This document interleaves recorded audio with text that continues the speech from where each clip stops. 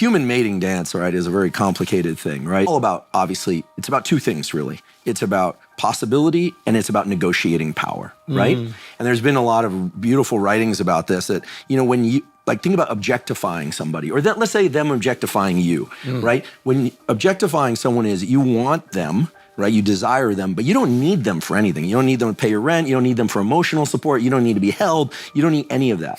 The closer you get to somebody and you form a real emotional bond, the harder it is to objectify them. They're no longer just an object. You're no longer just an object to them. So the human mating dance is one of, at first, objectification. Yeah.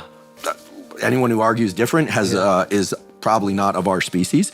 And then slowly over time, less and less objectification and more emotional dependence. But don't you think that you still need to objectify a little?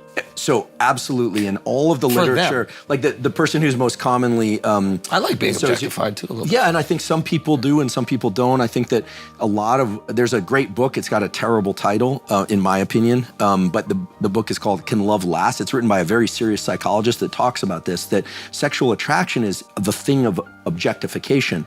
But then as you enter into a relationship, you lose that. And so a lot of times people will have affairs. People will start looking at pornography excessively instead of their person. So a lot of the, they give a really incredible example of how relationships can continue a long periods of time with a lot of excitement, like sexual excitement, but also healthy attachment by cycling in and out of objectification, attachment, objectification, attachment.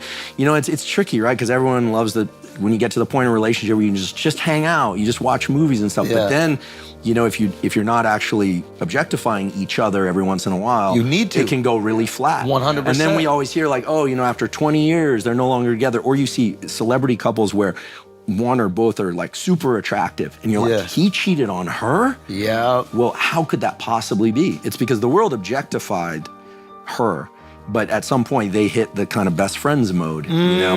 And I think how do you stop that?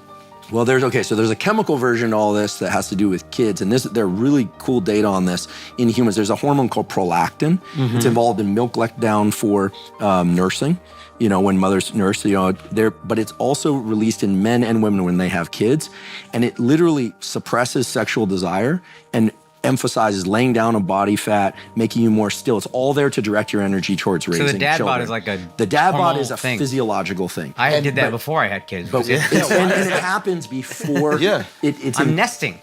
What people, you see this in birds, you see this in humans. What people think is that it's laying down of fat stores in order to anticipate the long nights of no sleep.